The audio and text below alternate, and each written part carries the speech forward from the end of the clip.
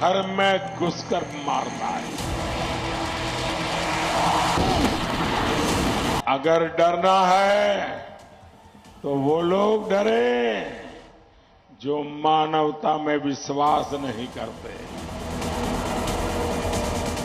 पाकिस्तान से आलिया, मालिया, जमालिया घुसते थे, बम धमाके करते थे और फिर भाग जाते। जो बात पहले नया भारत कहता था, आज पाकिस्तान वैश्विक मंच पर उसे खुलकर स्वीकार कर रहा है कि ये नया भारत है और नया भारत हमें डराने वालों को कभी भी बख्शेगा नहीं, ये भी साफ है। और इसलिए भारत आज घर में घुसकर मारता है।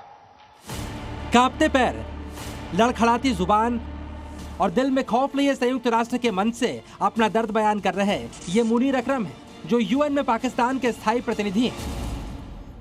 ये इस वैश्विक मंच से उस बात का खुलासा कर रहे हैं जिसके बारे में हिंदुस्तान के दोस्त और दुश्मन दोनों अच्छी तरह से जानते हैं कि अब भारत पर आतंकी हमला करने वाला दुनिया के किसी कोने में छिप जाए, भारत उसे उसकी मान में घुसकर मारेगा।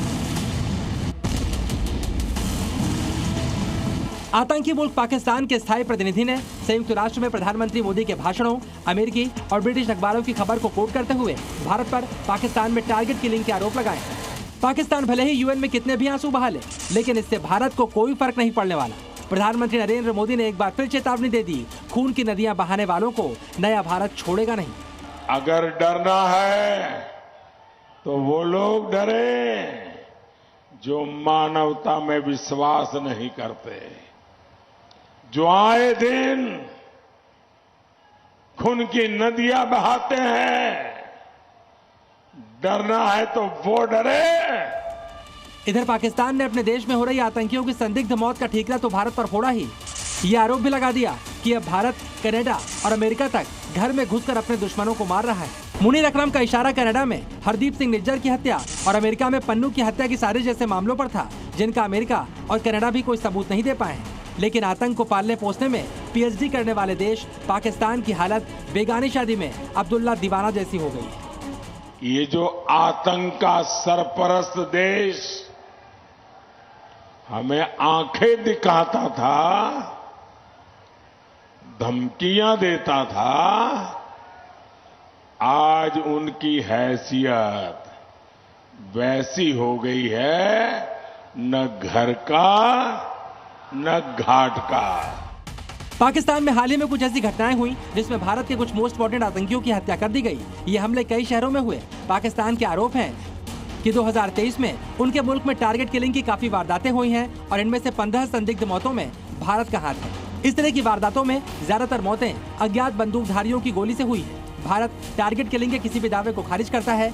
फिलहाल पाकिस्तान में भारत का खौफ चल रहा है और पाकिस्तान के लिए ये खौफ अच्छा भी है, क्योंकि पाकिस्तान भारत के खिलाफ अगर आतंक की खेती करेगा तो उसे फसल भी तबाही की काटनी पड़ेगी। ब्यूरो रिपोर्ट, जी मीडिया। अब आपको बताते हैं पाकिस्तान में भारत के किन मोस्ट वांटेड आतंकियों की संदिग्ध मौत के बाद पाकिस्तान आंसू बहाने संयुक्त राष्ट्र तक पहुंच गया। पहले जानिए, फरवरी 2023 में हिजबुल कमांडर बशीर अहमद पीर को किसी ने रावलपिंडी में गोली मार दी थी। मई 2023 में खालिस्तानी आतंकी परमजीत सिंह पंजवार को लाहौर में अज्ञात हमलावरों ने गोली मार दी। सितंबर 2023 में लश्कर-ए-तैयबा आतंकी जियाउर रहमान को कराची में मोटरसाइकिल से आए हमलावरों ने गोली मार दी थी। अक्टूबर 2023 में पठानकोट लश्कर-ए-तैयबा आतंकी मुफ्ती कैसर फारूक को कराची में गोली मार दी गई थी। वहीं इसी महीने पठानकोट एयरबेस हमले के मास्टरमाइंड माने जाने वाले जैश आतंकी शाहिद लतीफ की भी गोली मारकर हत्या कर दी गई। इसके अलावा भी पाकिस्तान में भारत पर हमला करके पाकिस्तान में पनाह लेने वाले आतंकी पाकिस्तान में मार दिए गए, लेकिन अब तक यह पता नहीं चल पाया है कि इनकी मौत के पीछे कौन है। जी न्यूज़।